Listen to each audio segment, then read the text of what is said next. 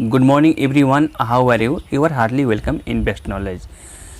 दोस्तों नमस्कार, आप सब कैसे हैं? आप सभी को बेस्ट नॉलेज में हार्दिक स्वागत और अभिनंदन। दोस्तों हम लोग इस टॉपिक में सीखने वाले हैं डिटरमाइनर्स और टेक क्वेश्चन के बारे में, ऐसा कि आप लोग का किसी भी एग्ज़ाम में, जैसे कि असम टेट में आए या APSCC आए या कोई डिफेंस में आए, रेलवे के एग्ज़ाम हो या बैंकिंग का एग्ज़ाम हो, चाहे स्कूल का एग्ज़ाम हो, जब से रिलेटेड कोई भी एग्ज़ाम हो, तो आप लोग का हर एग्ज़ाम के लिए ये सभी पूरा काम में आए। आप लोग ऐसे ध्यान से पूरा वीडियो को शुरू से अंत तक एक बार देखिए, आप लोग समझ में पूरा पक्का आएगा। आप लोग के सामने टास्क है कि आई एम अ टीचर, मैं एक शिक्षक हूँ, और ऑप्शन में है am I, am not I, are not I, are I. ये चार ऑप्शन है, कौन सा सही होगा? तो इसमें आप लोग देखिए, बिना रूल समझे आप लोग चाहेंगे कि हम लोग कोई भी हम जान लें, ये संभव दोस्तों नहीं है। तो मैं आप लोगों को रूल भी बताते चलूँगा, रूल भी बताऊँगा कैसे बनता है। सबसे पहले समझिए कि ये जो टास्क है ये है टेक क्वेश्चन है। दोस्तों मैं आप लोग को ऐसे सिखाऊंगा, रूल्स से भी बताऊंगा कि ताकि आप लोग इस तरह कोई भी एग्ज़ाम में आए तो आप लोग को समझ में आ जाए। अगर ऐसा भी टास्क ना आए, सब्जेक्ट बदल भी जाए, तो यदि जानते रहेंगे तो आप लोग को समझ में आ जाएगा। जैसे कि आई एम अ टीचर, मैं एक शिक्षक हूँ, और ऑप्शन में चार है यहाँ पर, am I, am not I, are not I, are I. ये चार ऑप्शन है।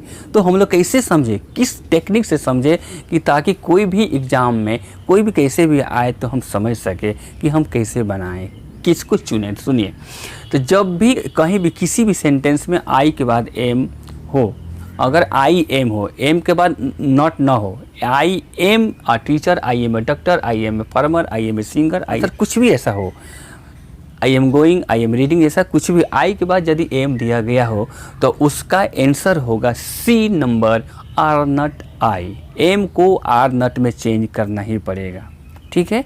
एम को आर में बदलेंगे और आर के बाद नॉट तो रहेगा शॉर्ट नॉट, यानी कि आर नॉट आई होगा इसका आंसर।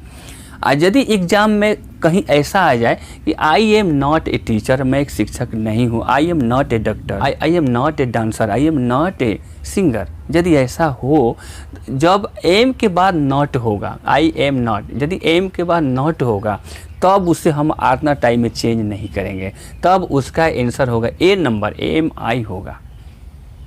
अगर सेंटेंस एफर्मेटिव में होगा, यदि सेंटेंस में नॉट नहीं है तब वहाँ पर नॉट होगा। अगर ए वन साइड हो नॉट तो अदर साइड नॉट नहीं रहेगा, अगर वन साइड नॉट नहीं है तो अदर साइड नॉट रहेगा। तो यहाँ पर होगा आई एम अ टीचर, तो इसका होगा आंसर आर नॉट आई होगा, और आई एम नॉट ए टीचर तो इसका रिप्लाई एम आई होगा। और ये जो दोनों जो टास्क है, आई am a teacher, I am not a teacher, ये दोनों बहुत VVI है, किसी भी एग्ज़ाम का दृष्टि से ये बहुत उपयोगी है, यूजफुल है, ठीक है। अब चलते हैं नेक्स्ट क्वेश्चन। अब सुनिए next question, this is very difficult, यह बहुत कठिन है। ऑप्शन चार दिया गया है, are not I, is not it, is not they और आर नॉट दे। तो इसमें कौन सा ऑप्शन सही होगा? इसका आंसर देखिए, यहाँ है दिस इज वेरी डिफ़िकल्ट, बहुत कठिन है। तो जिस सेंटेंस में दिस होगा, दिस और दैट होगा, दिस इज वेरी डिफ़िकल्ट, तो उसका प्रोनाउन के रूप में ईट लगेगा, ये नहीं, इज नॉट ईट, दिस का हो जाएगा ईट देंगे, दिस नहीं देंगे। सब्जेक्ट क्या है यहाँ पर? दिस है ना, तो उसका दिस को बोल दे, वहाँ प्रोनाउन में होगा इज नॉट इट। यहाँ पर ऐसा हो क्वेश्चन कि दैट वेरी इजी, ये दिस इज वेरी डिफ़िकल्ट, ये बहुत कठिन है। और ऑप्शन में है is not it, are not it, is not they, are not it. अब यहाँ पर नॉट के बाद कहीं ईट है, नॉट के बाद कहीं दे है, तो सवाल यह है कि दिस का यहाँ पर क्या देंगे? नॉट के बाद ईट रहेगा कि नॉट के बाद दे रहेगा? तो आप लोग ध्यान दीजिएगा, जब भी किसी सेंटेंस में सब्जेक्ट के रूप में जगह पर दिस या दैट हो तो उसका जो प्रोनाउन होगा वहाँ पर ईट होगा, दे नहीं होगा। तो इसलिए यहाँ पर आंसर होगा इज नॉट ईट।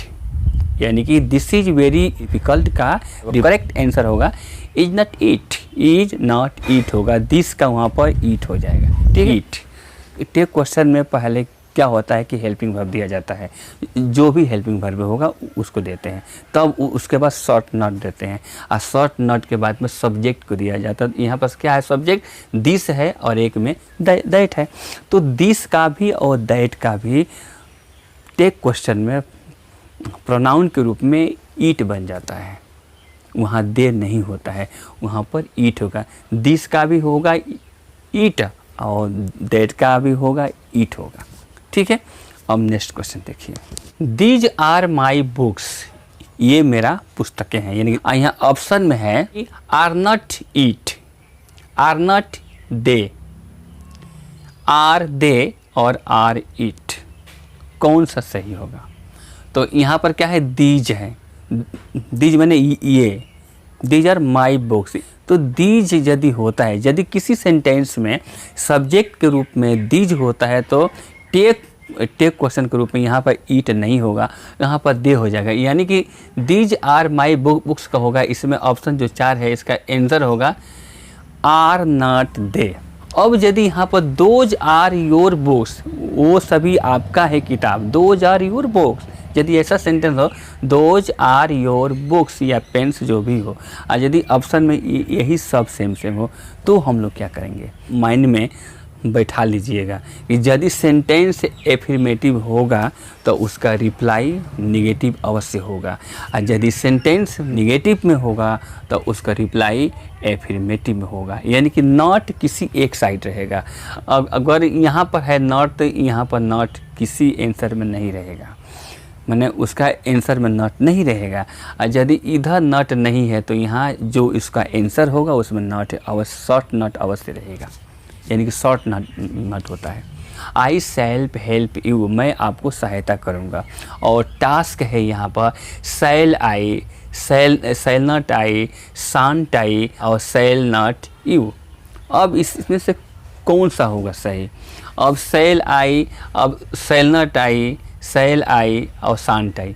तो देखिए इसमें आप किसी भी सेंटेंस में अगर सहायक क्रिया के रूप में मॉडल हेल्पिंग वर्ब के रूप में सेल यदि सब्जेक्ट आई सेल चाहे वी सेल, सेल यदि होता है तो उसका टेक क्वेश्चन बनाते समय हमेशा सेल को शांट में चेंज करते हैं, यानी कि इसका होगा आंसर होगा shan't I, SHANT shan't I.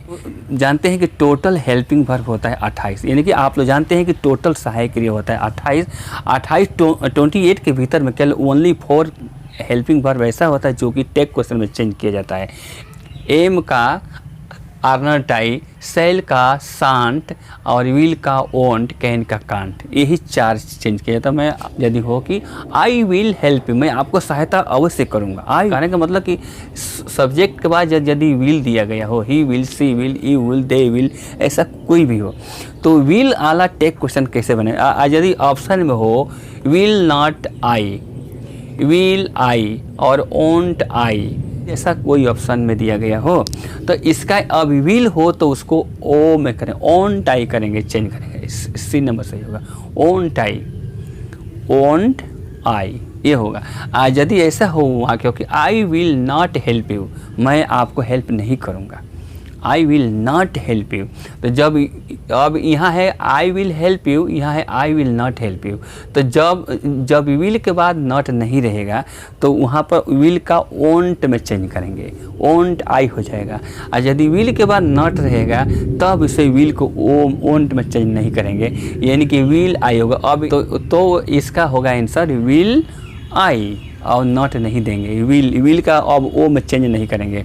Will को कभी चेंज ओ में नहीं करेंगे, तब नहीं करेंगे जब वह निगेटिव में सेंटेंस होता है। I will not go to school, I will not eat rice, यदि विल के बाद नॉट दिया गया हो तब उसे ओन टाइम में नहीं बदलेंगे।